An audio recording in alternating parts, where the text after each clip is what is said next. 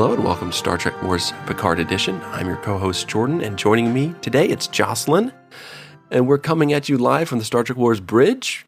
Well, technically it's the battle bridge because Jeremy won't let us record from the actual bridge, but the battle bridge is it's a little dark and it's okay. Acoustics are pretty awful, but it's nice. Yeah, there's a chair. Yeah, the replicator makes steamed bananas, so there's that. Delicious. Really. You get used to the smell almost right away. Yeah. Well, this week, Jocelyn will be talking about Season 2, Episode 3 of Picard, entitled Assimilation, much like we're assimilating to this battle bridge. It's written by Kylie Rosetter and Christopher Monfay. It's directed by Leah Thompson. Picard and crew travel back to 2024 Los Angeles in search of the one person who can help them identify the point at which time diverged. And one of these episodes, we're going to find out who that person is. Someday. Jocelyn, what are your first impressions for Assimilation? I continue to really enjoy this show. And this season in particular. I like this season already better than season 1. I like where we are in this season. I like where we're going. I love a good time travel. 2024 is a weird choice, but hey, I'm here for it. And yeah, I'm having fun. Yeah, being that close to present day is a little strange in a lot of ways. Yeah. But I think like 2034 or 2044, but there could be a very specific in-universe reason that they picked this time. Yeah. True. Is the Deep Space Nine two-parter called Past Tense, which I hope plays into this, because if it doesn't, it would be a huge potential missed opportunity. It's high time that New Trek references Deep Space Nine. Yes, I feel like they get the shaft. Passing mentions of characters. Yes. So. Yes. No, I like this episode, probably the least so far. Definitely the least so far. We've only had 3 episodes. The first 2 are fast paced, getting a whole new, well, we've had really a new world in each. So we had kind of present day Picard, and then we have Mirror Picard universe, and now we're in the original timeline, but prior to this divergence and in the year 2024. So 2 years into the future. And it's interesting, but this felt slower pace, but I don't know. It just felt more like a filler episode, like an in-between episode, whereas the last 2 seem like almost complete stories with a slight cliffhanger that this picks up on. And it is kind of cool to see the characters in this past. They assimilate to it almost too easily, in my opinion. That's kind of one of the downsides to it. But I do like really any episode where Star Trek goes back in time. With a few exceptions, like Assignment Earth is not the greatest episode, but City on the Edge of Forever, a great episode. Past Tense is a great episode. Yes. Star Trek 4 is a great movie. First Contact, not too far from this point in time either. Yeah, true. Some really good moments come out of that, some really good stories, and this is a very, sci-fi concept, so I like that. And I like these characters, I like the pace, I love the first 2 episodes, so this is a slight step back from that, but still progressing the story and still very much looking forward to next week. And after this week, it's pretty much Picard until we get to the finale week when we'll have Strange New Worlds as well. Yeah. So we'll really be focused in on Picard. I've enjoyed having 2 episodes of Star Trek to watch each week. Haven't been able to do that for a long time. So that's been pretty great. It's been a little hectic schedule-wise to try to watch both episodes, record both episodes, but it's been fun. And it's better when Star Trek is good. And the last few weeks have been very good for both shows. So what are your pros for this week's episode, Jocelyn? What did you like? So, first pro, they usually bring the fashion in this show, especially this season so far. Even though we've only had 2 episodes, we've had like 2 very different sets of outfits, which I thought was great. Their outfits this week are fine. There's a moment in this episode when they're like looking for clothes on the ship.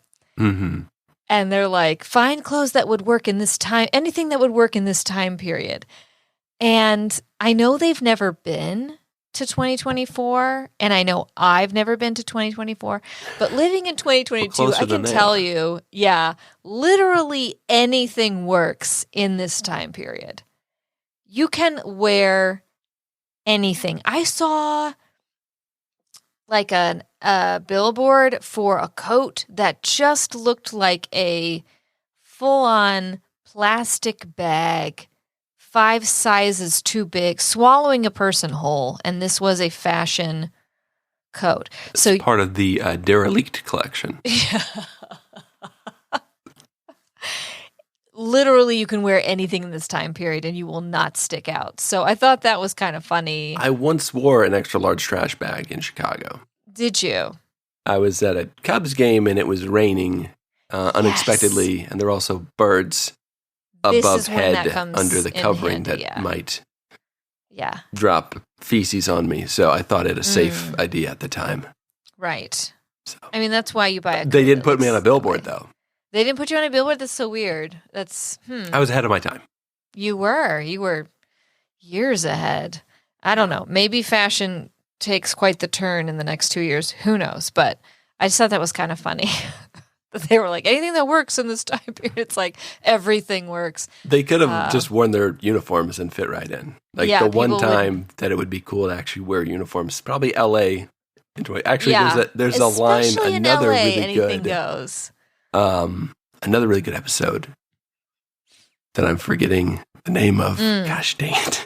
It's a Voyager episode, Future's End, a 2-parter. They go to LA present day to save money. Sarah Silverman's in that episode. Yes. It's around like 90, season 3. So this would be 97, 98, roughly. And there's a line, it's like, I think it's Tuvok or Tom's like, we could have worn our Starfleet uniforms and no one would have noticed because they're in LA. And it's just like, exactly. So funny. Exactly. The Borg Queen is very, very cool. I love that she's like not a full body. I love that they thought that through. I love that she's crawling around and then she's got these tentacles that she just like shoots out and it lifts her up and she's got that background. It's very cool. She takes control of the ship and we Kirk maneuver our way around the sun and like time travel somehow to a very specific time. I still don't understand how that works, but I'm fine with it. She's got these holes like in her head and her neck and her chest. We all have holes in our head. It's true. Oh, those. Okay. Well, foramen, of course, except they're covered by skin, and hers are just kind of there. So they're either huge blackheads that are in a very symmetrical pattern. But what I think is they're very intentional and very cool. So I like that. I like that once again, and this has been true since the beginning of Trek. I feel like every time they time travel, to make sure they're in the right time zone, they don't check an iPhone. They look for pollution levels. Yeah. And for like the thinning of the ozone layer, and they're like, well, we must be in the right place because these people are garbage. What season of Survivor are we on? Right. The 32nd season, sir. That puts us around 2024. Is Kardashian trending? Okay, we're in 2024. Yeah, check Twitter.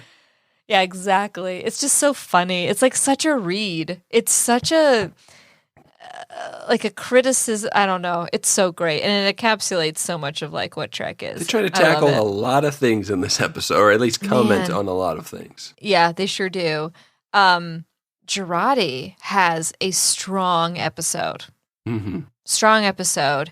It starts when she tells Rios, "You're the kid who needs the string around his mittens." Yeah. And that is one of the most brutal takedowns I have ever heard of another human person. It's like subtly brutal. It is. Like, you can't say mittens in a sentence and be brutal, but she did. It is so brutal. And then she beams him into midair. He falls and gets a head injury. I'm not sure that was on purpose, but if it was, that was ice cold. I've never heard a nurse laugh so hard about head injuries, Jocelyn. Oh, Jordan, head injuries are hilarious. Oh, God. No, I'm just kidding. They're very tragic. She just has a really good episode when she's hooked up to the Borg Queen and she says something to Picard. I didn't write it down and I should have because I thought I'd remember it, and of course I don't, but she said something about being anxious around him, but that's only because she wishes he were her dad. I just thought that was awesome. Yeah, when he's kind of like inside, connected to her mind, her subconscious, and she's just like letting it all out. It's like in movies when you have that truth serum scene where people just tell the truth and it's just awkward and hilarious, and it almost always works. It's so good, and I liked the idea of the Borg Queen like going through these different doors, these different rooms that represent emotions. I thought that was really like a great visual to have. Yeah. I really like that. I think they're setting up a thing, where Jurati is going to be kind of lured by the Borg Queen because she feels lonely, and she also has this very dark side to her. I mean, she did murder her boyfriend. So that'll be interesting to see how that plays out. And it also will be interesting to see if I get tired of it very quickly. But I don't know. However, if she double crosses the crew one more time, I mean, this is it. Yeah. I'll be putting my foot down with her. Who won't be putting the foot down? The Borg Queen. The Borg Queen. She don't have one. I got it. Yeah. 7 is absolutely getting her life in 2024. Raffi's like, she you in 2024 should get a room. I know. She's just like feeling herself. She's checking herself out in the mirror. I like this for her, and I don't know where this is going, but I'm interested. And we haven't seen her this happy since she was in that holodeck program dating Chakotay. Like, it's so good to see her that happy. Wow. Way to ruin. How dare you, sir? How dare you? Since Chakotay was sucking on her fingers. Oh, God. I can't believe that happened. They're like cooking together. Don't do that. Now. Yep. I ruined it. I'm not able to sleep for that image being in my brain now. Anyway, Jerry Ryan is a babe, and I'm glad she's very aware of it. It's nice because she is experiencing for the first time people not being slightly afraid of her because of her Borg implants and everyone knowing what that is. And she can be so, feeling almost entirely human for the first time since she was probably 7 years old. So yeah, it's really interesting. And I like that they did that. I'm really glad that they did that. Instead of like making her kind of wear things that hide the implants the whole season. I imagine that was a deliberate choice that they made. So that's. I heard she was wearing an eye patch and speak with a French accent this season, but fortunately they shot that down. So fortunately, yeah. And awesome for Jerry Ryan to not have to go through all the prosthetics to put all that stuff on. Yes, absolutely. Absolutely. Yeah, a lot of Raffi is going through a thing. Why did they kill Elnor? I don't know. We'll get to that later. I'm very confused by some of the things that happened in this. I guess neutral zones. We'll just get there. Why did they kill Elnor? I don't understand. Also, literally, Elnor is shot in the least lethal part of your body. Yeah. Like shoulder. The shoulder. The heart's. I mean, I don't know a lot about his anatomy, to be fair. He's a completely different species. 24th century mirror universe weapons. Very true, which seem to change. That are designed to kill aliens, probably. On demand, because one makes a bullet hole and then they use the same weapon again and it vaporizes everybody, which was a little confusing. Or maybe there are different settings. So, Joss, sometimes my son will give me something to drink. Yeah. When we're play fighting. Okay. Drink this, and I'll drink it, and he says, that's poisonous. So maybe there's a poisonous setting on it. It's maybe like he doesn't. A poison setting. He gives me like an empty thing. He's like, Dad, drink this. He's drink this. I'm like, okay. I drink it. And he goes, ha, I tricked you. That was poisonous. So what? Yeah. It's usually when we're playing Spider-Man and I'm like the Green Goblin, and, and he knows he can't physically defeat me, so he has to trick me into drinking poisonous. Use his wiles. Yeah. I see. Clever kid. A little dark. He's a little dark. But that's good. He laughs about it, though. So yeah, he's having a good time killing his father. So I always come back. You always come back. Of course you do. Just a note to doctors everywhere. When you have a patient who is a high fall risk, unsteady on their feet, and probably has a concussion, maybe don't set them on a rolling stool with no back on it. Maybe use the bed that is literally right there. Like right there. It's already got the paper on it too. The paper that does absolutely nothing. Yeah, and they were washing his clothes. I'm just here to tell you that doesn't happen anywhere. No. Anywhere. Not at the free clinic that you run, Jocelyn? No. No, I volunteered at a free clinic, and we certainly were not washing people's clothes. And I'll tell you something else. If you come into the emergency department, we're cutting your clothes I ain't off. Washing your clothes. They're getting cut off. Yep. I'm cutting people's clothes off on the daily. Okay. So. At the hospital. Because I'm a nurse. What did you think? Huh. Weird. Yeah, so those are my highlights. That's pretty much it. Do you have some pros from this episode, Jordan? No. Yes, I do, Jocelyn. So when they were time traveling around the sun, much like they did in The Bird of Prey and Star Trek IV, Voyage Home, there is a particular scene where the director was on LSD, Leonard Nimoy, I believe, where there's this floating cloud heads talking during that scene. And I'm so glad that they did not do that here, because they could have, and it could have been funny, and maybe that's neutral zone, because they could have had some funny moments there. But that scene is just so weird, and just like they can skip that. It was like that. He had seen that maybe, like, it was like new CGI, and he was like, oh, that's cool. We could do that for time travel. Yeah, because that's what time travel looks like. I hope so. I'm very glad they didn't do that. 7 being relaxed, like you mentioned, that was hilarious. Oh, not hilarious. That was great for her character to see that and have her be relaxed almost for the first time ever, pretty much.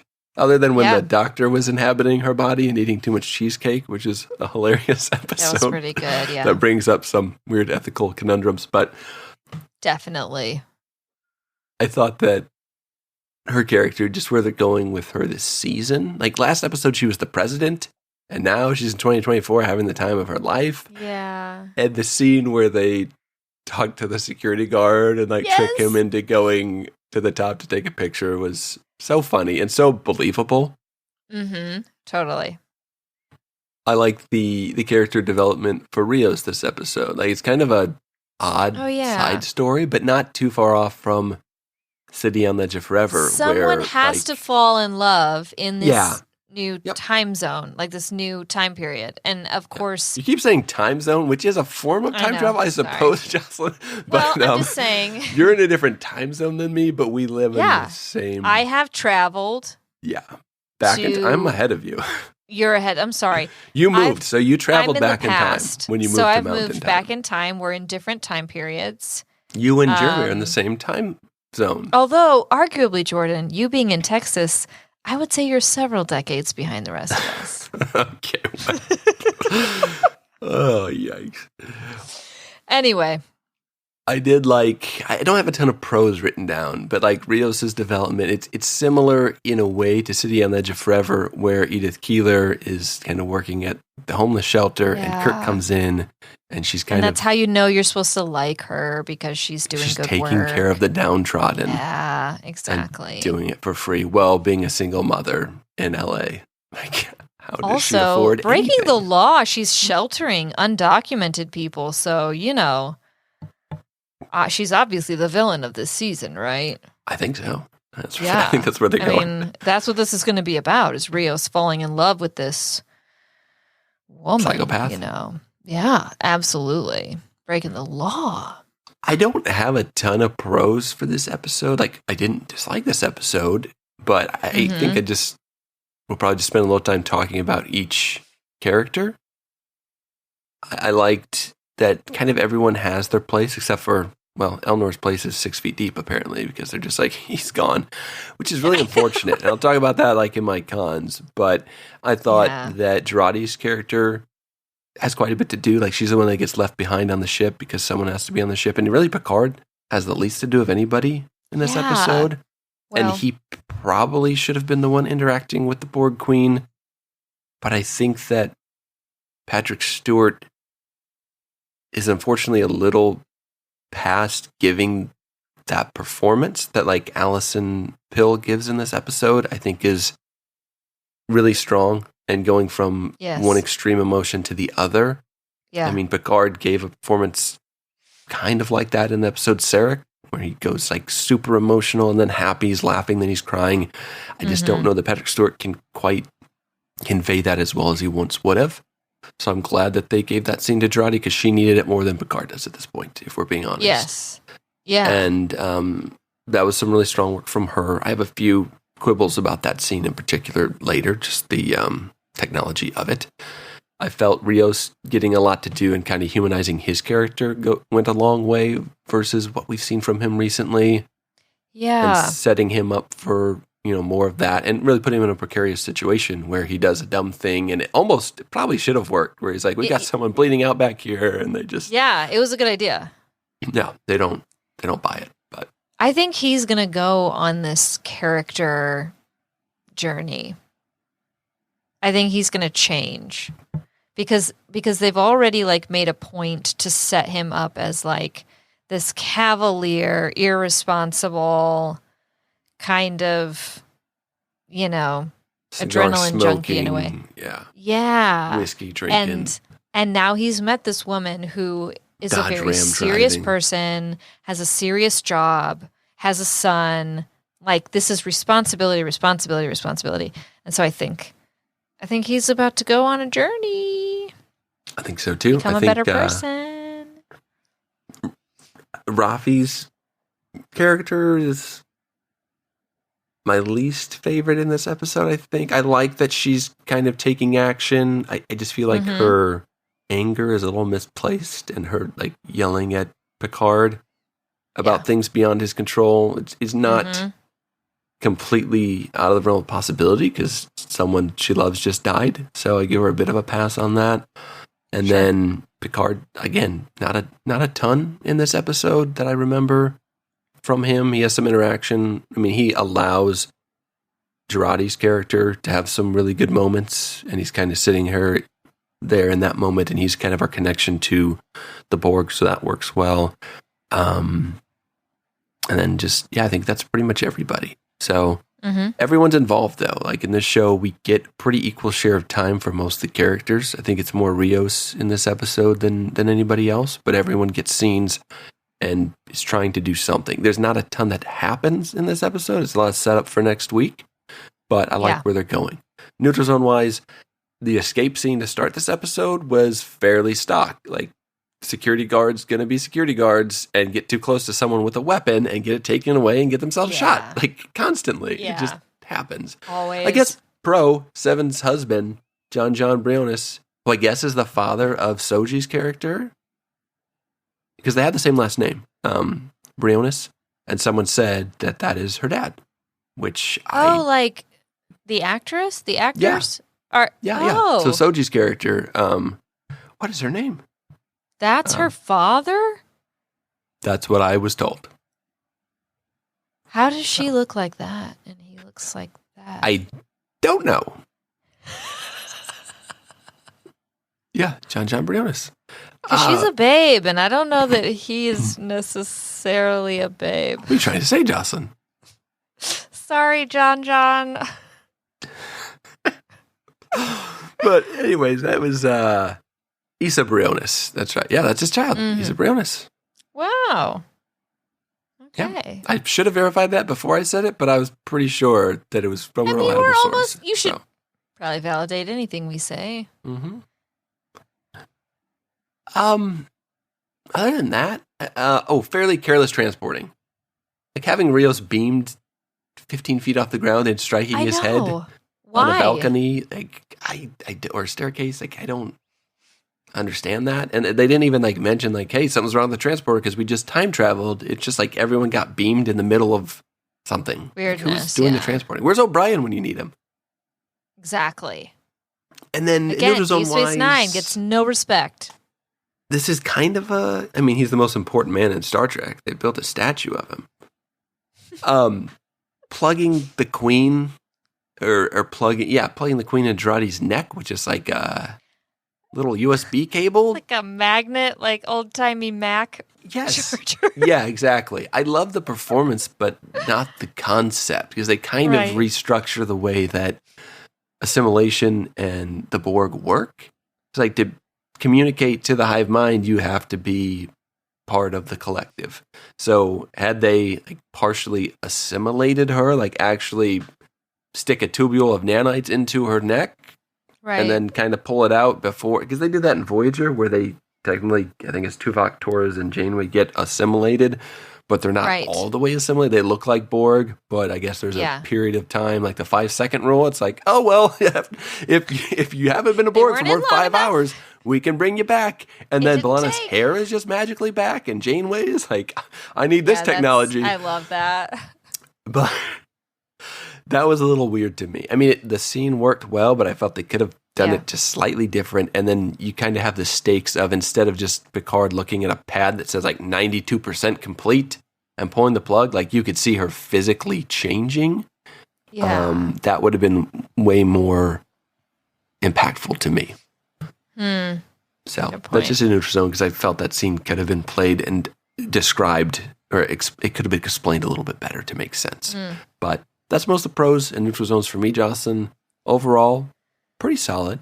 But before we get into our cons, let me tell you about a podcast that I love called Star Trek Wars. It's a Star Trek podcast where we talk about Star Trek. It sounds amazing. And occasionally the prequels. But we are reviewing pretty much every Star Trek ever, from the original series to the original animated series to the 2 new animated series. Wow. To Strange New Worlds. We're discovering and going on a voyage. Wow. Into deep space. We're doing this, huh? 9. Whoa. We are the next generation of podcasting, Jocelyn.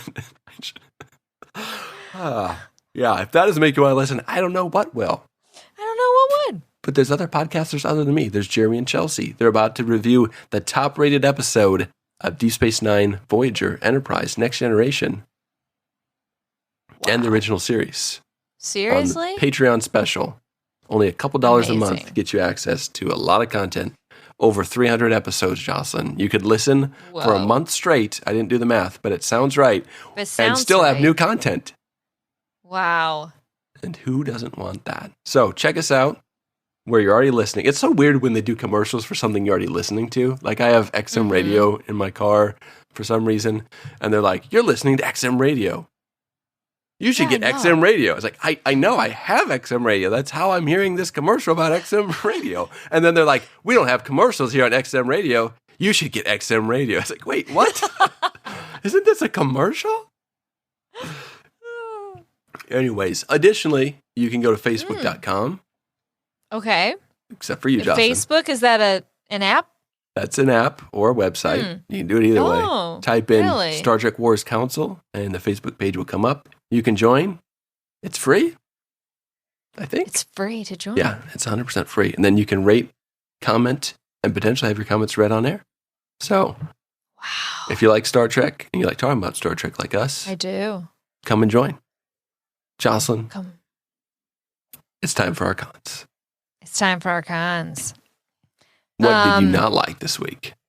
What did I not like? Oh, God. There were just a few things. The Confederacy? Whatever they're called. The Confederation. The Confederation. Yes, that's right. Confederation. They're pretty much gone. I don't understand why they killed Elnor. I mean, they put his body in a freezer, so is the Borg Queen going to reassimilate him and then he's alive? I don't know. Maybe something like that. I mean, but here's my last issue. a long time in the freezer. No. Not actually. No? No, there's a very specific time limit where you need to get those bodies out and get them embalmed or things start to happen, refrigerated or not. I got to go take care of something completely unrelated, Jocelyn. Hey, fun fact. Fun fact. The hospital I work at does not have a body fridge, which is the first time I've ever worked at a hospital that doesn't have a body fridge.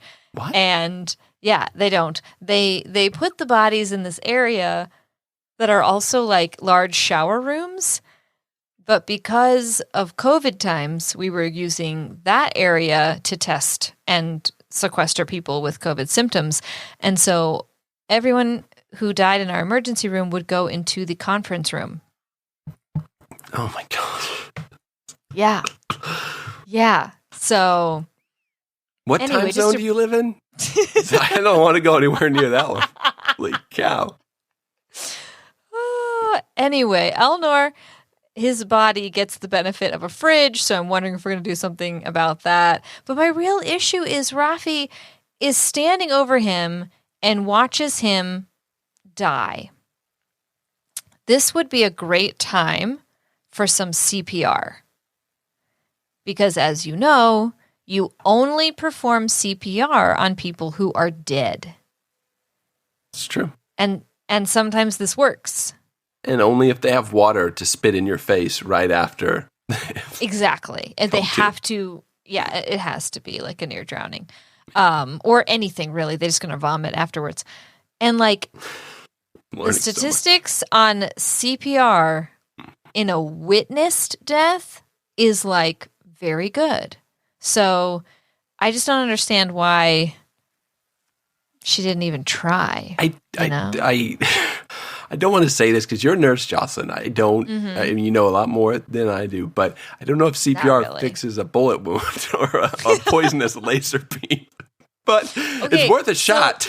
So you make a good point. If he indeed somehow like bled out, like I guess maybe in what is Elnor? He's Vulcan. Mm-hmm. He's Romulan, right? He's Romulan. Maybe the Romulan circulatory system is very specific, and they have to have a very specific amount of circulating blood in there, and so maybe that amount of blood loss was too much. You can do chest compressions on someone who's lost a ton of blood, and you're right, it's not really going to be effective because you have a working pump, but it has nothing to pump. Yeah. So objectively, would it have worked? No, but just like try. Do something. You gotta have the scene where she's just punching him in the chest, like, live, dang it! Don't go! It's Star Trek 6, where McCoy's just on the table punching the Klingon ambassador in the heart, and the bodyguard's like, "What the heck are you doing here?" Because that guy did not die of a heart attack; he died of from being shot, of being shot to death. Yeah. Anyway, I digress. I don't know why they killed Elnor. Picard, as previously mentioned in your neutral zones, but it's a big con for me, is that he's not given much to do in this episode. He's kind of an accessory character. He's kind of just there as... Jurati, too, is an accessory. To murder. Sorry.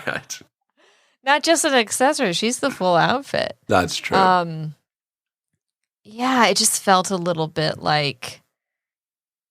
they just had him do things because he was there. Like, yes, he has experience as Locutus, and so he can guide Jurati through this, like, assimilation light experience, but that was about it. So, I don't know. I felt like Jurati and Rios had big episodes, and Raffi and Seven maybe got the second best, and the Picard was just kind of left. I'm okay with it because Picard has a big role to play in the season, obviously, and he had a pretty big part in the first episode. and even so in the second episode. But it gives the other characters time to shine and get the development that they need, because Picard doesn't need a ton of development at this point. I feel like he's definitely get some, We and know mainly him. Backstory. Yeah. But yeah, he has missed a little bit, but I don't know what he would do on Earth at this point, except for like wander around and maybe have a couple funny scenes here and there. But I feel like he'd go visit a museum or something. Maybe, yeah. Like an archaeology museum. And I miss his like reactions to things, and I feel like you mentioned, they kind of fit into that time period a little too easily. Mm-hmm. And, but maybe it is a little bit too campy to have them like looking around and just like, oh, wow.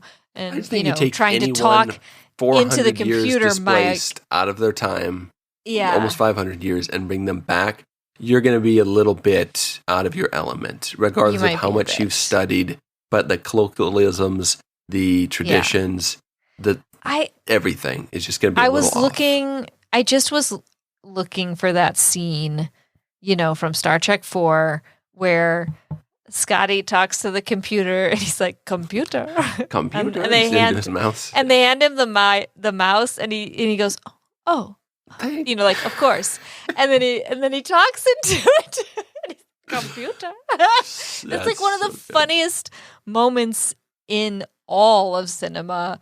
And I just wanted something like that. And I felt like Picard would have been the person to give it to us. And then I didn't get that. And so that kind of made me sad. But we almost got that with Raffi when she was being robbed. And she's like, oh, yeah, money. That was kind of a funny moment.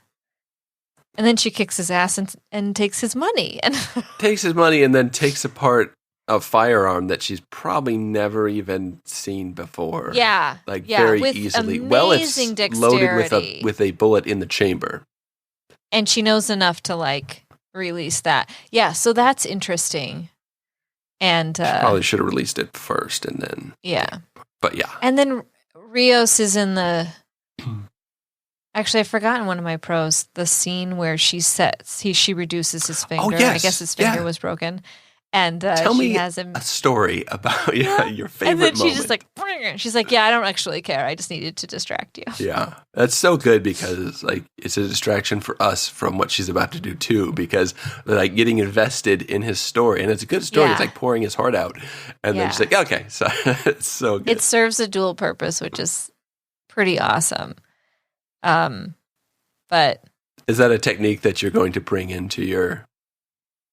Something you use already, or is no, I will not be reducing any bones. Ortho does that. And also, if you reduce someone's body part and don't give them any kind of drugs, you are a monster. If it's just a dislocated finger, though? Yeah, the fingers are incredibly painful. Now, if it was just like dislocated at the joint, a finger, we're still going to medicate someone, but I guess you could, if you were working in a free clinic and you didn't have any ketamine, just like reduce it. I have had one experience in my life where I tried to do that. I was coaching basketball, and one of the kids caught like a short hop pass right off the ground, and it dislocated his index finger at the top joint. And he's like, can you try to just relocate it? So I pulled on it as hard as I could. And there's not much to grab onto because it was the tip of his finger. And it did not relocate. And he was in a lot of pain. I was like, I will not do that a second time. It's very painful. Yeah. Just judging by the facial expressions. Yes, it looked painful. I felt fine, but. but he looked like he was in pain, sure. Yeah. I was like, what are you crying for? I feel fine. I tried my best. I felt really bad, yeah. Yeah. I don't really have too many cons. I enjoyed watching this episode. It wasn't, action packed, I didn't feel like, but we got things done. We escaped capture. We, time traveled, got to this new place. Rios is going to jail. Things happened. Jurati almost got assimilated. Maybe she did get a little assimilated. You don't just Possibly. get a little assimilated. There would be a little assimilation in her. Saying there's a chance. Yeah. Anyway, those are my cons. What do you have for cons? Yeah, I felt the escape scene could have been a little better done. Like maybe the Borg Queen does something cool and gets them out of that situation, proving that she's going to be helpful, which she kind of already is being helpful to an extent. But it just like very generic. You're standing 2 feet from me.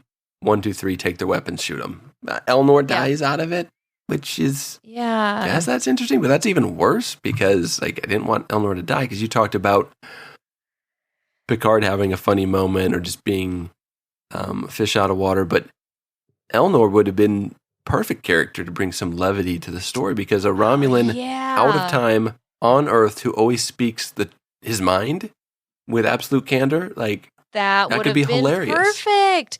Why did they kill Elnor? He's like this young, naive kid. Very frank. Yeah. Yeah.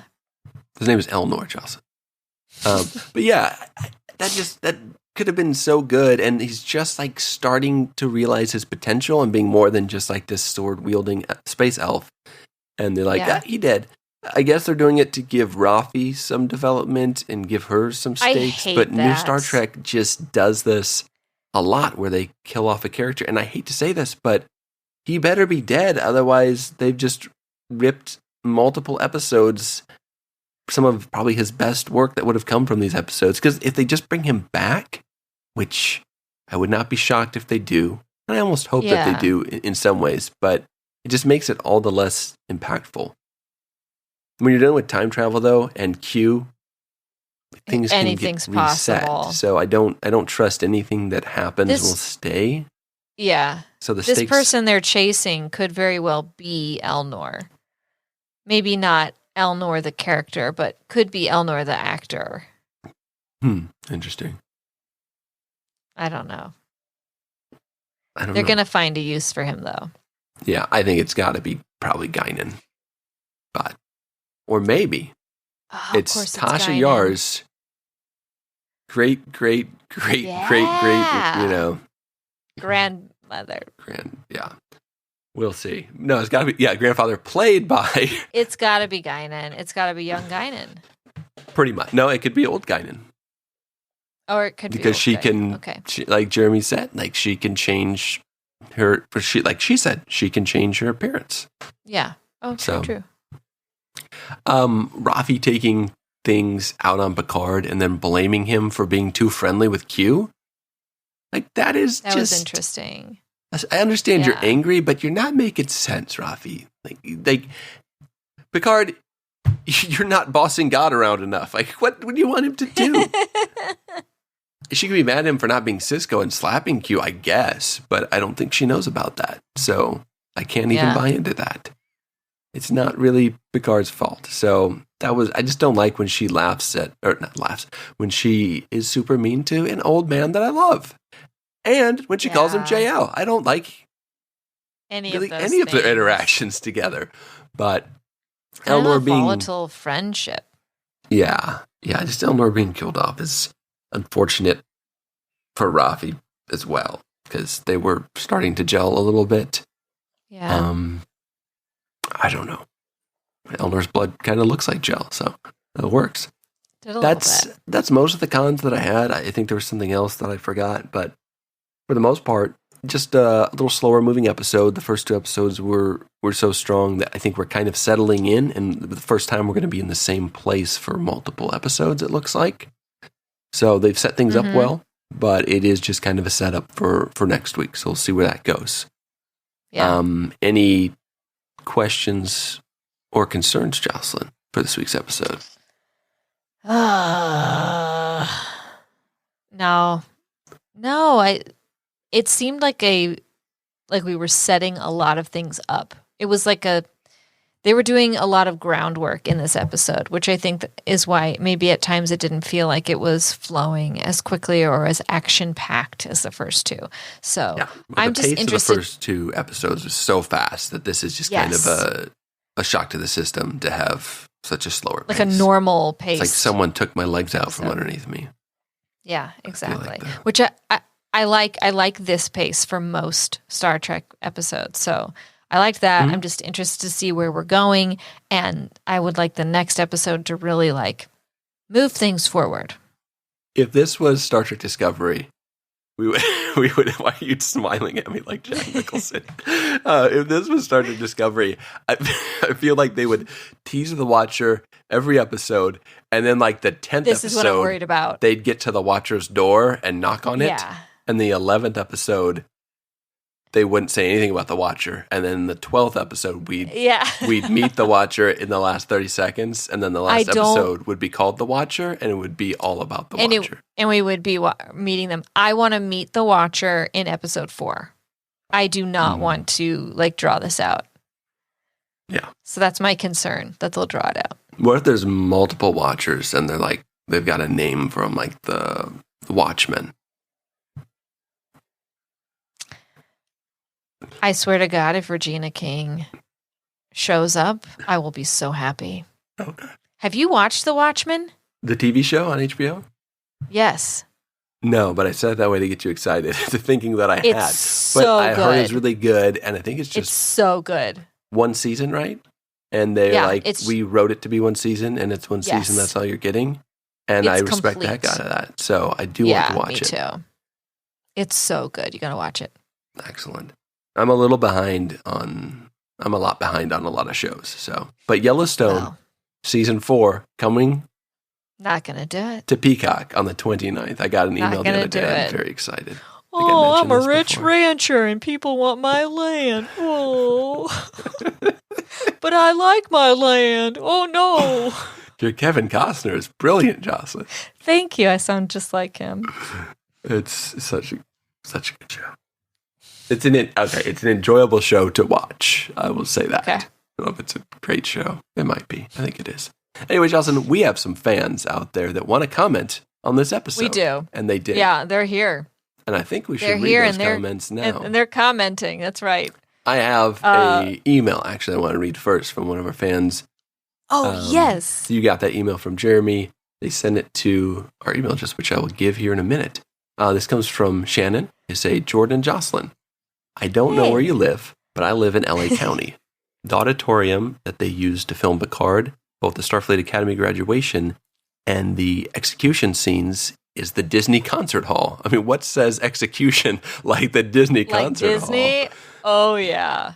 And that's Those in folks are downtown evil. LA.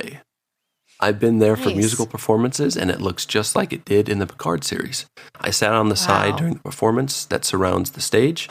I love your podcast, and I laugh out loud several times. Aww. Take care and keep up the good work. Sincerely, Shannon Ben. Thank you, Shannon. Yeah, thank you for writing in. And, for people that either don't want to be on Facebook because they don't want the Zuck to know what they're up to or don't have access to it, you can get a hold of us via email, like Shannon, at StarTrekWarsPod@gmail.com. So we love to hear from you guys. We don't care how we hear from you. Yeah. You can text Jocelyn. Her number is 555. Oh, God. Okay. Hey, we have some fan comments to get to, Jordan. We should probably do that. Go ahead, Jocelyn. Take it away with the fan comments. Well, the first one comes from Wayne Fraser, and Wayne says, another new setting, 2024 LA, and once again, they made it work. Jurati was a revelation this episode. Like the Queen, I was impressed, particularly given the low base she was starting from at the end of last season. Agreed. One big con from me this week, though, was Elnor. They finally figured the character out and then killed him. What is this, Discovery? Ooh, that was a sick burn. The stakes are already high enough. You don't need to keep raising them. This is a pattern we see in New Trek. I doubt he's gone for good, but clearly he's going to be missing from at least part of the season, and I'll miss having him around.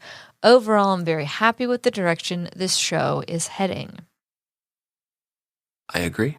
Chris Roel says, lost a little bit of the pace that grew through the first 2 episodes, but still a very strong showing. The spotlight shines equally as brightly amongst the crew, which keeps the engagement high. Really impressed with the character development, especially for Rios and Jurati. A solid 8. Nice. And then Barbara Whipple says, I usually enjoy the Trek crew going back to what is the audience's present day, so I'm liking this episode a lot, especially Rios and the Doctor, although the transporter materializing him in midair was pretty bad. I'm glad to be out of the dismal dictatorship we had last week. Same, Barbara. Same. And Jeremy Reed says he's still enjoying, but probably his least favorite episode of the season so far. We got a couple huge callbacks to the awesome DS9 two-parter Past Tense.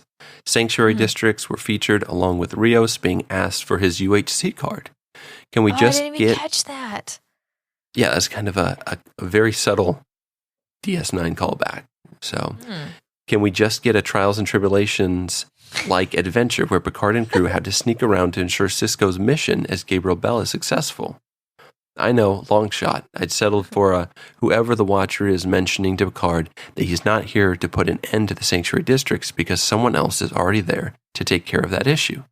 The actual episode is fine. In absolute candor, I didn't feel much for the death of one of the main characters. Oh, Jeremy is... Wow. Yeah. Not a big Elnor fan.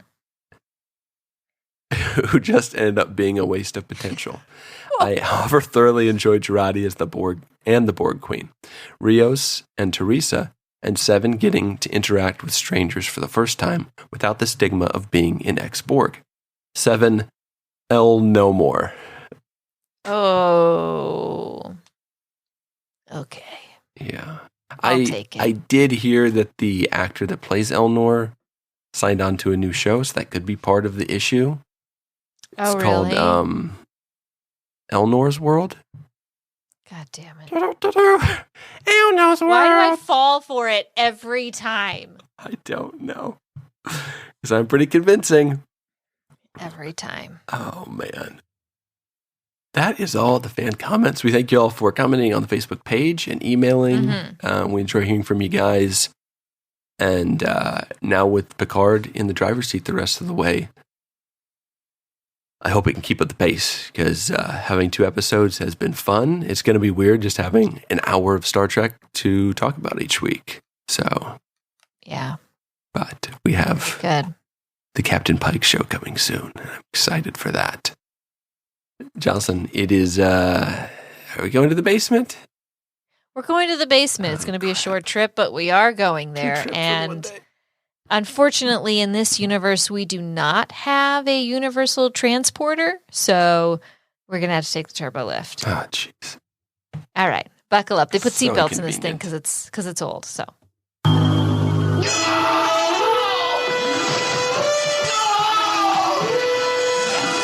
That's all our feelings going into the basement. Anyway, Into the Basement is a segment where we scour the... I think you just shat yourself. Sorry. Language, Jordan. This is a family franchise. We go to the IMDb page and we find 1-star reviews this week. Speaking of family. So this week's 1-star review is from... someone who identifies himself as Mr. Bug. And Mr. Bug says, enough with the woke propaganda. Well, Mr. Bug says so. Yeah, Mr. Bug says enough. And now transhumanism propaganda too? That's sickening. Almost every series and movie now has propaganda of one kind or the other. It's so crude and obvious. Yeah. What is this person mad about, Jordan? I don't know. Do they think Picard as a show is pushing Borg propaganda? Are they concerned? Did they watch last week's episode and inadvertently thought that this was like what Star Trek is now? Because in that case, yeah, I'm with you, man. Yeah. That was some messed up propaganda in that universe, and I don't want to be there either.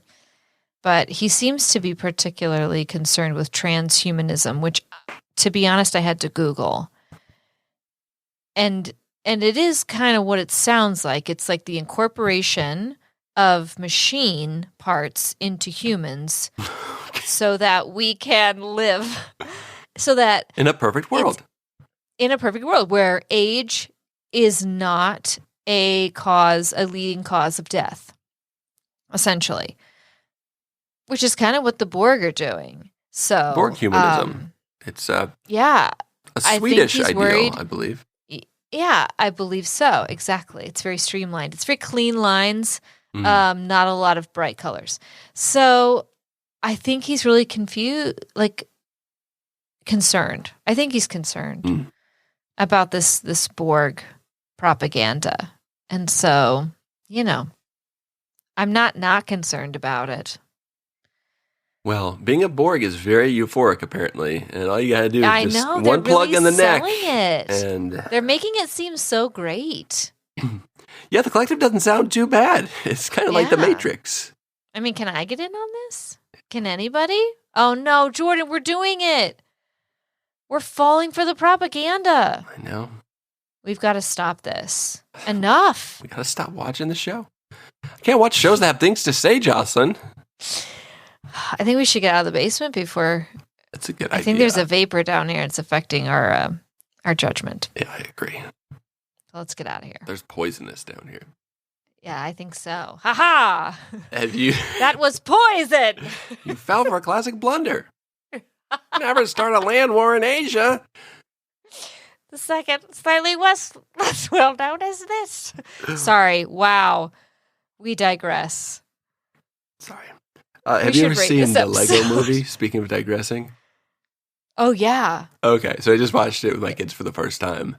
And, you did? I busted out all of my Legos from when I was a kid, and probably some of Brother Joel's Legos that he left here as well. That's a lot of Legos. I thought, hey, it's the weekend. I will enjoy this weekend building Legos with my kids. I spent at least 2 hours washing in the bathtub all the Legos, and then disgusting. Well, they've been in storage for like 15 years, and then in my garage for another 5 to 10. So they're a little dusty. How old we are. Yeah, that thought occurred to me too. Oh, no. So, anyways, I did a lot of Legos and a lot of Lego building this weekend. Nice. Well, everything is awesome. The Lego movie, yes, everything is awesome. But everything is cool when you're part of a team. There's a scene where the main character is like, what's your favorite restaurant? He's like, any chain restaurant. Like, what's your favorite this? He's like, what's your favorite TV show? And he's like, is it Where's My Pants? Is that the name of the show? Yeah. Like, Where's My Pants? And just like the most generic BS. So this guy sounds to me like the generic guy who just wants to watch Where's My Pants? Or it kind of reminded me of Idiocracy in ways, because like in Idiocracy, everyone's dumb when they watch Oh My Balls. It's like the number one show. I got kind of that slight vibe from the Lego movie. But that was enjoyable. But that guy just seems very simple-minded, like the average guy is portrayed, the Luke Wilson of the Lego movie. Yeah, and, there may be some nuance that he's missing there. Yeah. But hopefully he'll stick around and maybe learn some things. But doubtful. Well, Jocelyn, let us rate this episode. What you give Assimilation? I thought I liked this episode. I did. And so I gave it a 7. 7 implant-free 7s feeling like a 9 in 2024. It's pretty good. I can't do math, apparently. So I divided the score, I added it up, and I came up with 19.6. So this episode does not get a 19.6 because I really liked it. I forgot to hit equals before hitting the divide button. I give it a 7, and a 7 times funnier than Kevin. Because that is probably my favorite scene, and I saved it for this moment because the fact that Jerry Ryan's performance and just like totally buttering this guy up and being like, well, your coworker, he's rather tall and round. He's like, Kevin? Yes, Kevin. She's like, Kevin. He's so fun. You don't want Kevin to be funner than you. He's like, I'm way funner than Kevin. Like, it is just so funny. So that was like my favorite, great. I think, moment in this episode, actually. So yes, a 7. The council give this a score of a 7.6, bringing the average to a 7.2. That's actually math I probably could have done in my head, but chose not to. Jocelyn, do you have a next time Good on for instincts. Picard?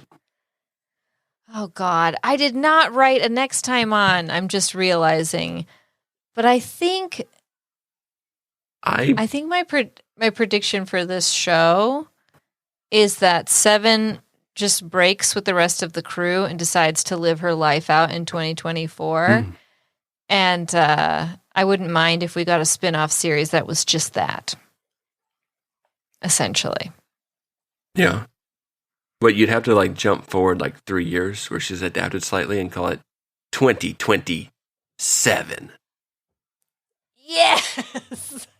2027 of 9. Yeah. No, that's too far. Gosh. Although, I gotta tell you, also, 2024, Seven's really into it, but so am I. I have a lot of plans for 2024. Because I feel like by the time we get there, everything will be okay again. It's an election year. It's an election year. Dang it. Why did you have to remind me it's an election year? You will be reminded very soon. I know it. When all the text messages and emails and snail mail and TV and radio let you know that we're only 2 years away. Never mind. 2025 is going to be my year. Okay. Like 7, I'm going to be living it up, convincing random security guards to let me to the top of whatever. The Space Needle. Yeah, exactly. You'd really just pay to get up there, but... The Space Needle, famously in L.A. Yes, just North L.A. Very Right. Yeah. Oh, and Shannon said they don't know where we live. I think we kind of cleared there with that. I live in Texas. You do, unfortunately, live in Texas, and I'm in New Mexico now, but I was in Texas for 10 years. But the basements, just couldn't do it. No basements. Do you have basements in New Mexico? Yeah, actually, there's another tenant in my basement, which is weird. Someone lives in my basement and also my attic. Are they supposed to be? And also, I live in a loft apartment, and there's one below me and one above me, but I just pretend. Are these extra bodies from the hospital? Are you that strapped for room? Who's to say? Oh, my gosh. Well, Jocelyn, my next time on actually works for Discovery or Picard, and it's actually a big come. Because we see shots of Earth in both, and the Earth is not flat. It is very round, which they're taking some creative liberty in this. You know what? That's the woke propaganda. It is. They're spreading talking about the round Earth propaganda. Yeah. Perpetuating. And I'm sick of that woke ideology. My greatest...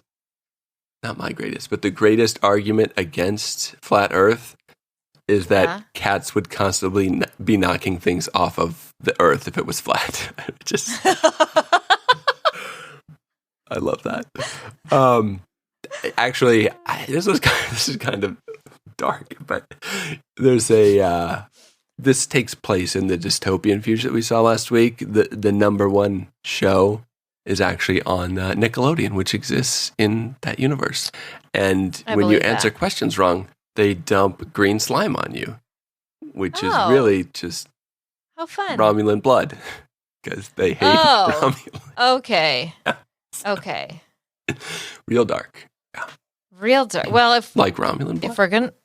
If we're gonna go dark, then my suggestion for next week would be that in order to get into a fancy party, they have to essentially Weekend at Bernie's Elnor's body.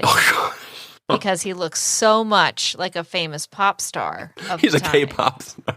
He's a K-pop star. So they Weekend at Bernie's him, and it gets them into this party where they can... He looks shockingly like the lead singer of the most popular band in 2024. Yeah, exactly. Which is just a Journey cover band as it happens, which is so crazy. Yeah. It's a Steve Perry lookalike. Mm-hmm. Yeah. Who's not the lead singer of Journey anymore, I guess. Speaking of time really? travel. No, he hasn't sung for them in a long time. There is I don't really keep up. A younger kid from like the Philippines that recorded like YouTube videos of singing Journey covers. Oh, yeah, it is. Oh, yeah. Okay, I did know His that. name is escaping me, but so he's been the lead singer for a long time, and he's pretty good. He's good. He's not Steve Perry. He's insanely good. But he's very good. Wow, very cool. Good for him. Indeed. Yeah, again, if I could be the lead singer of Journey, I wouldn't. Actually, I would say no, because no one.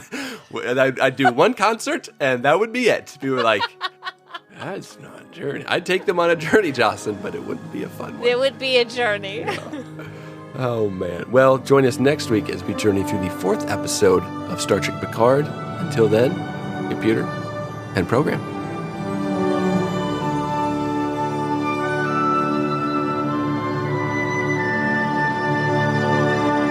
Thanks for listening to Star Trek Wars.